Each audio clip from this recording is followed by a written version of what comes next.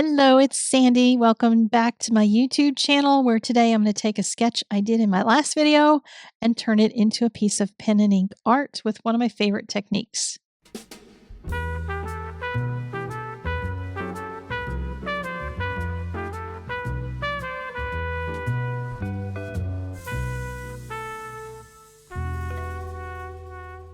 In my previous video, I talked about using a divider to enlarge a photograph in order to make a bigger drawing out of it.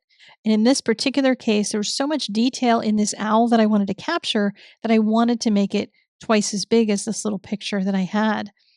And I'm doing so using a tool called a divider.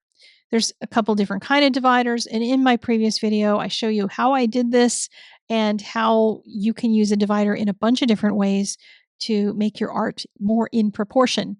But today's video is not about the divider, it is about making the ink art. And since it's Inktober, that seemed like a good thing to do. So I'm beginning by putting in a bunch of the darker details, and I'm using a Muji pen. Now, this Muji pen has a finer line than some of my fountain pens that I have used a lot. But what I've started really getting into lately, especially during Inktober, I'm doing very small drawings. I'm using smaller and smaller pens. And I also started using them in my ink drawing jumpstart class, and I am like completely enamored of tiny pens. But this is the width that I can get from multiple strokes of a Muji pen. And this is an aluminum pen. I don't know a whole lot about it other than it's an aluminum pen. It doesn't have a great feel for it in my hand. It feels kind of lightweight, but it works for this. My Twisbees that I love so much would probably be a little bit too much ink on the paper for this. I couldn't get all this fine detail. But what I'm doing is scribbling a heavy line and then breaking that line up. This owl has spots, and the spots are arranged in approximate lines across the head, but they're not just a line of white. They're dots that are in alignment. So after I, get one line done in the black ink, I go back to the place in between and start to break it up into smaller places.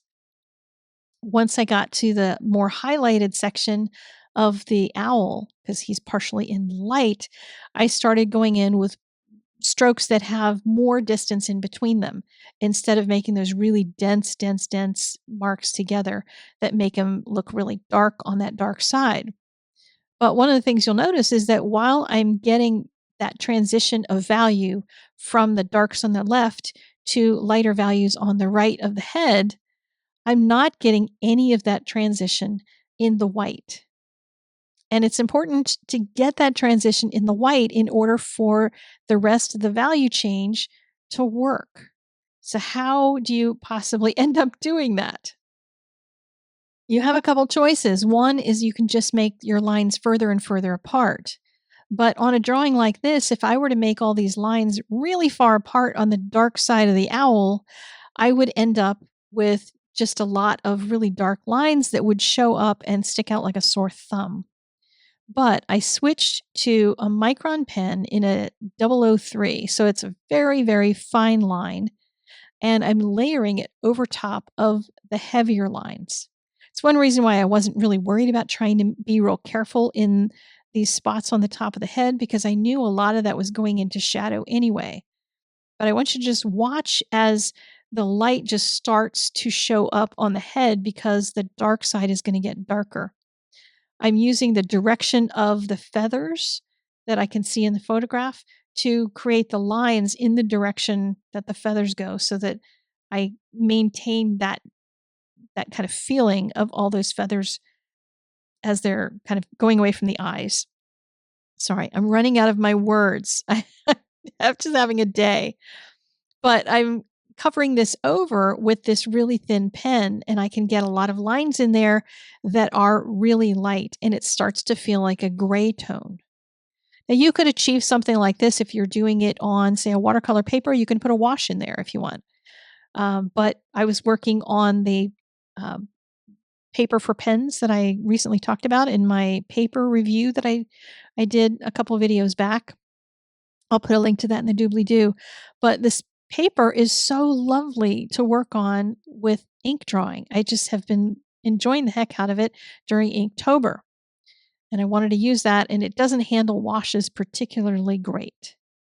But now you can see that the eye is sticking out like a sore thumb. It looks really bright compared to all that value that I got on everything else. So I'm going to darken the eye using really fine stippling over top of the larger stippling that I got from the fountain pen. And that's just going to slowly make all of that transition from the lighter values on the right side of the head to the darker values over on the left side. I can also create sections of shadow along the face. There's all different kinds of little spots that I needed more of a gray tone for. Layering a really thin pen on top of some larger pen marks that are basically going to hold together the structure of the drawing. The little lines, the little tiny ones from the thinner pen are going to fill in between. They're going to make it feel like your larger pen lines have more detail in them.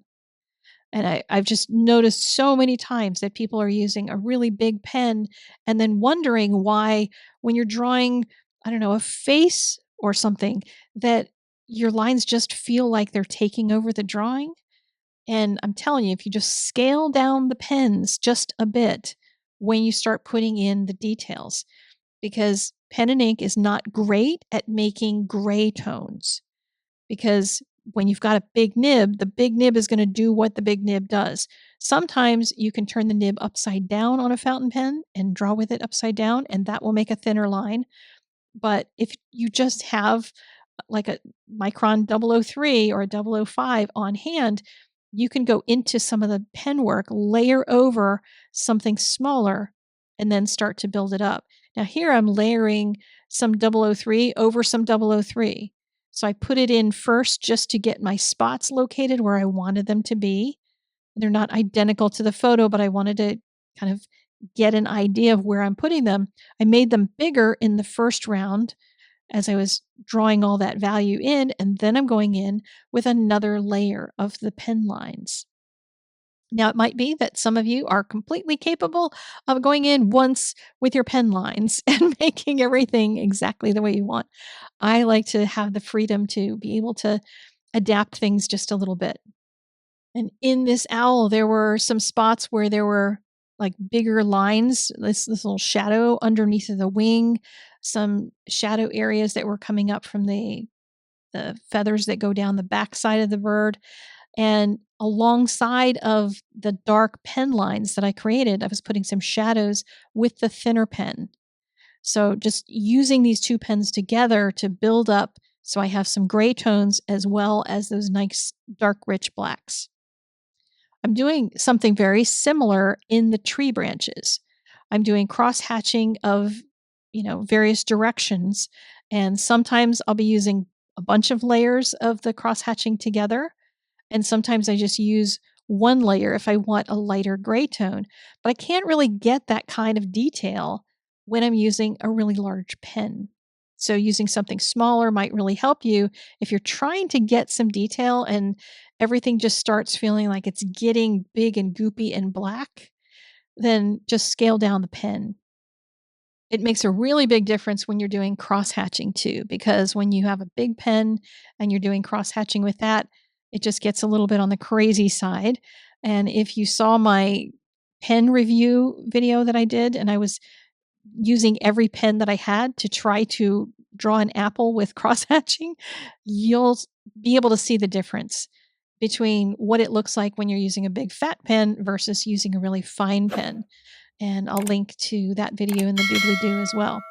Doobly-doo, by the way, is the area underneath of the video, that description box. So you can check there for anything that you need, including my link to my Substack, because I always put extra information on Substack, and I'll be talking more about ink technique over there. So I hope to see you again in my next video. We're going to be working on that birdhouse that I also did in the previous video. So if you want to get your sketch done and join me for that, I would love to meet up with you in a few days here on YouTube. See you then. Take care.